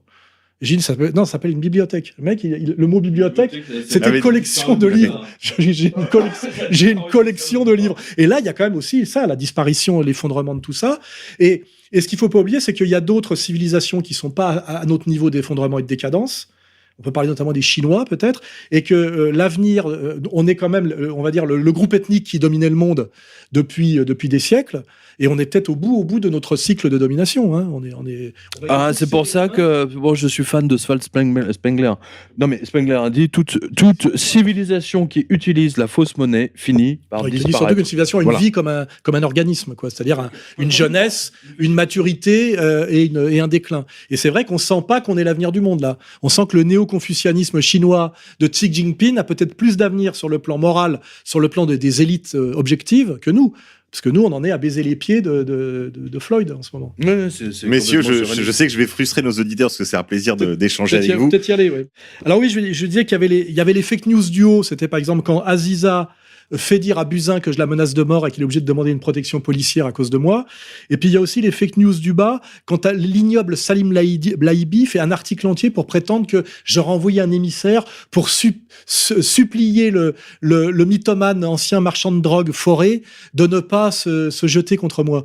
Je veux dire, il y a quand même un effondrement de la moralité de base. Comment on peut raconter de telles conneries, que ce soit Aziza ou Laïbi? Et le problème, c'est qu'Aziza, Laïbi, même combat, même s'il y en a un qui prétend soi-disant combattre l'autre. Donc je vais rappeler, là, je vais en profiter, puisque ce sont deux fake news, c'est que, je n'ai jamais appelé au meurtre contre Madame Buzyn. Je confirme. Jamais. Sinon, tu serais pas là. Hein. Oui, sinon en plus je serais pas là. Donc Madame Buzyn ment et Aziza, enfin on a déjà dit qui était Aziza. Et malheureusement dans la dissidence, il y a un type qui a le même niveau de saloperie qu'Aziza qui prétend que j'enverrai des émissaires pour essayer de supplier ce vieillard mythomane qui s'appelle Forêt de ne pas, je sais pas, me châtier ou me punir. Je peux même envoyer le message. Forêt, je le prends quand il veut. Il y a pas de problème. Ça me rappelle l'auteur d'une maison célèbre maintenant, puisqu'il s'agit de Ring, qui a eu aussi qui a fait la promotion d'un faker récidiviste, le pseudo spécialiste des tueurs en série, qui était une des stars de la maison Ring. Je n'ai pas lu un tweet, ni un communiqué, ni une rétractation, ni du personnage en question, ni de la maison d'édition. C'est une vraie question sur les fake news. Comment ça se fait que tout le monde a invité Forêt et l'a écouté comme si c'était un prophète? Sud Radio l'a invité sans jamais aller vérifier son CV. Merci Alain. Pierre? Puisque aujourd'hui, on a les 13 ans de l'anniversaire de R. Je ramène tout, puisque je suis journaliste informatique, donc je vais en profiter, je ramène tout à 0 et à 1. C'est-à-dire qu'en fait, c'est comme ça que j'avais résumé le livre Comprendre l'Empire, dans mon livre 777. 0-1, pourquoi? Parce que c'est exactement ce à quoi revient le Comprendre l'Empire. C'est-à-dire, d'un côté, on a la religion protestante et la religion juive pour laquelle avoir beaucoup d'argent, être richissime, ça veut dire qu'on est béni de Dieu. Et de l'autre côté, on a les chrétiens, les orthodoxes, les cathos, etc. Et les musulmans. Les bons. Et les musulmans. Enfin bon, je me sens pas concerné, mais on a le coup. Ils sont contre l'usure. On est d'accord, ils sont contre l'usure et qui croient en la Vierge et surtout qui croient en les anges et dans les saints. Et vous remarquerez aujourd'hui que depuis quand même quelques temps, ça fait quand même 4 ans, 5 ans que ça dure, que dans toute la France, vous avez des statues de saints, de vierges, de Marie, d'anges, qui sont systématiquement décapités. C'est quand même, il y a quand même un véritable souci. Incendie d'église aussi. Incendie d'église. Et donc, plus que jamais, en fait, l'analyse que j'avais faite et que Alain a faite, c'est qu'aujourd'hui, on est vraiment, il y a 2 camps. Il y a Et puis, véritablement il y a une deux camps. dimension eschatologique. hein. Exactement, voilà. C'est-à-dire d'un côté les anges, la Vierge, le Christ, et éventuellement les musulmans. Les bons mais ça c'est voilà. Et de l'autre côté les protestants et les Israélites et les Juifs, pour lesquels seul l'argent est le Dieu le plus grand. Voilà. C'est comme ça que je l'interprète. Donc voilà, il y a deux camps et on voit très clairement dans ces histoires de fake news l'affrontement entre ces deux camps. Hein, les églises des chrétiens sont démolies, les statues des chrétiens sont démolies, nous donnons des infos qui sont pas des fausses news, mais on est classé comme fausses. Eux donnent des fake news et se votent des lois sur mesure. Ils essaient de nous criminaliser. Enfin, c'est une guerre.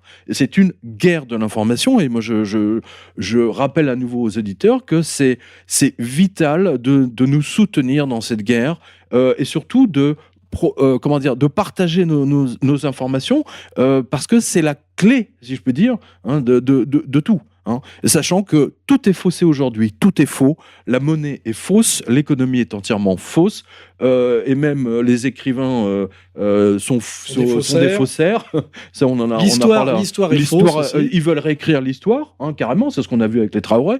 L'histoire de l'esclavage, ils veulent tout réécrire.